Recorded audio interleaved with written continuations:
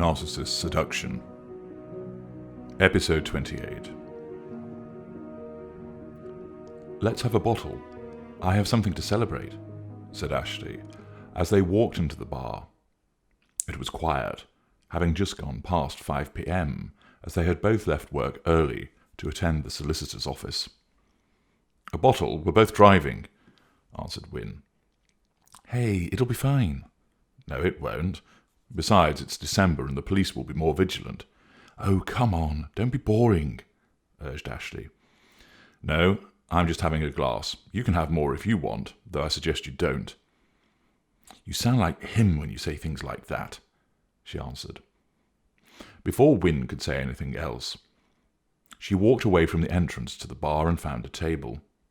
Wynne walked over to the waiting lady and ordered 2 glasses of champagne. He paid, and then carried them across to where Ashleigh was sat, typing a message into her phone.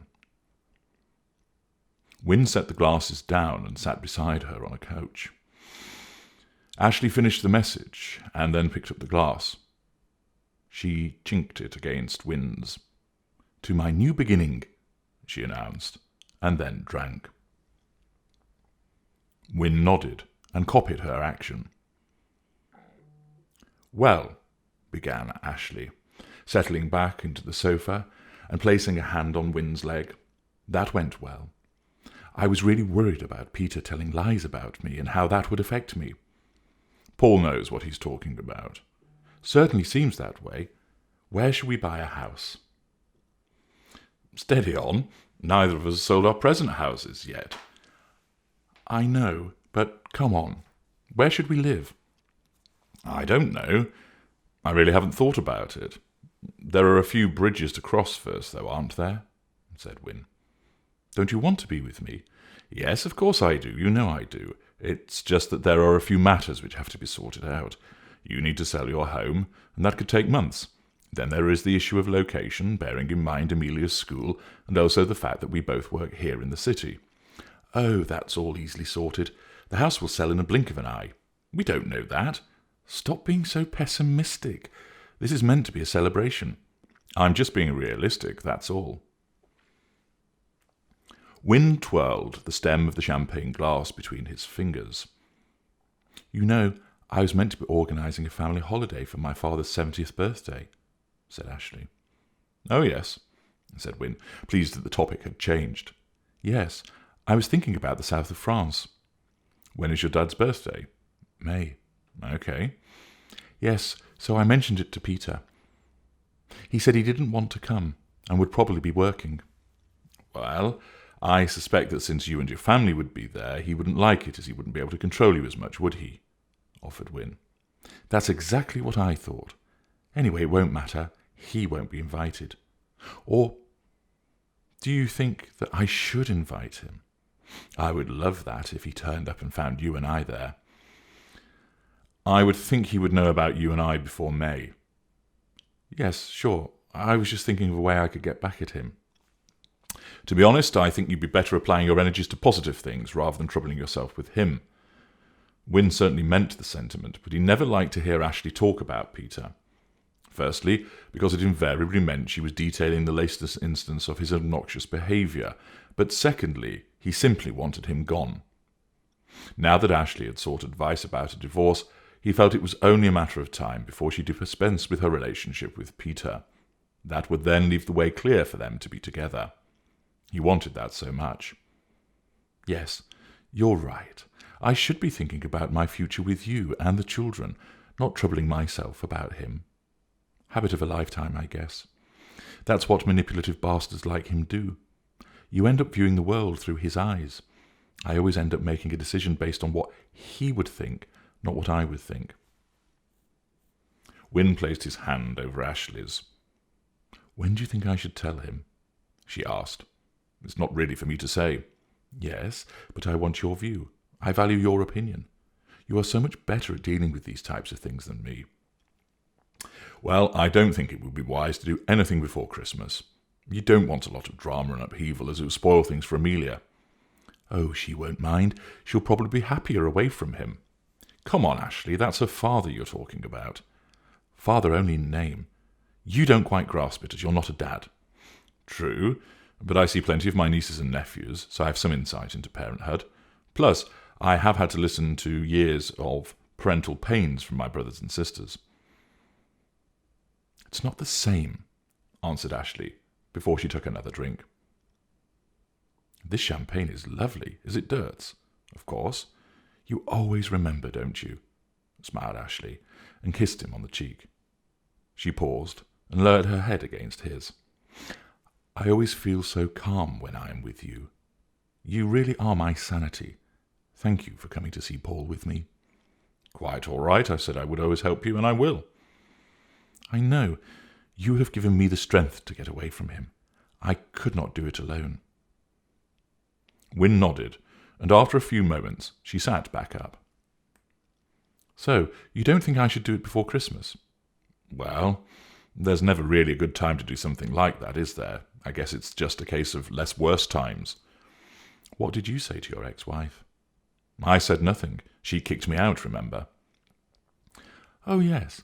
I still don't understand why she did that. She had everything in you, yet she still ended it. You must have done something. No, I can lie straight in my bed and say I was always a good husband.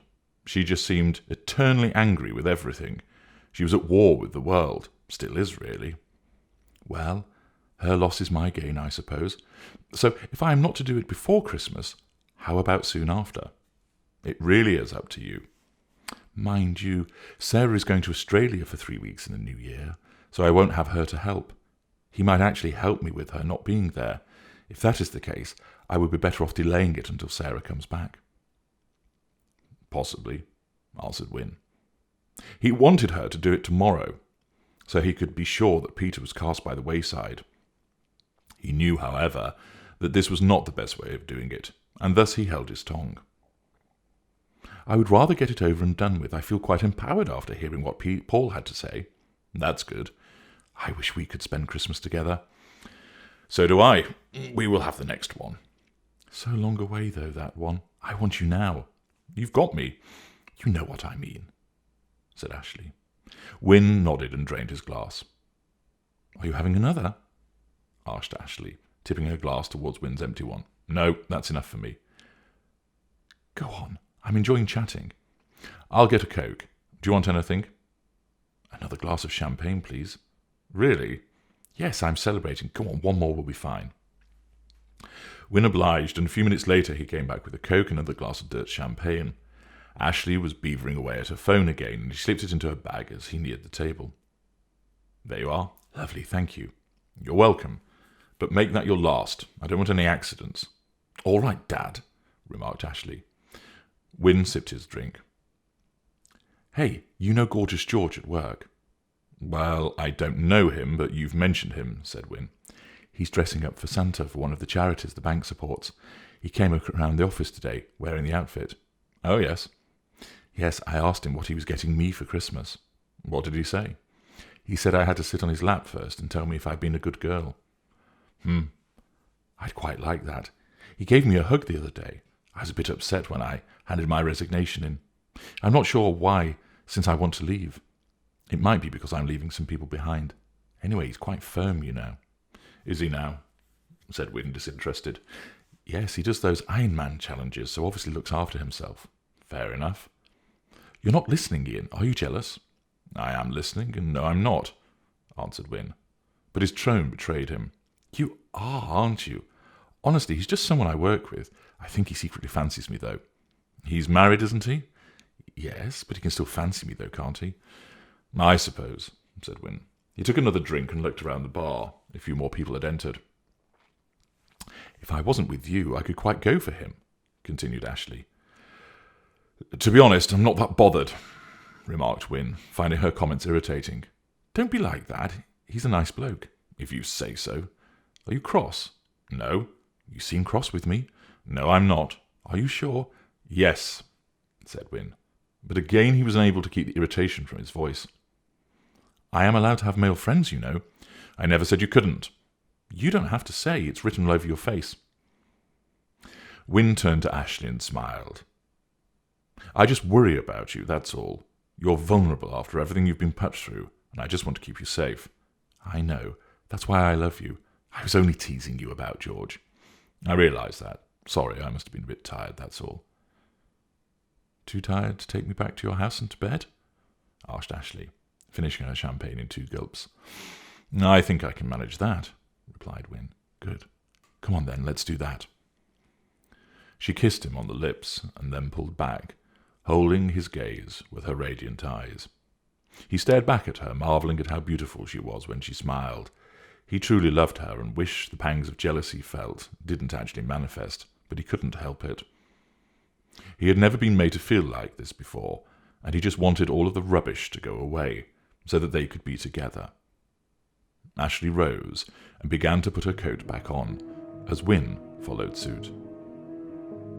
They departed the bar and made their way back to their cars, and an hour or so of becoming lost in one another in Wynne's bedroom.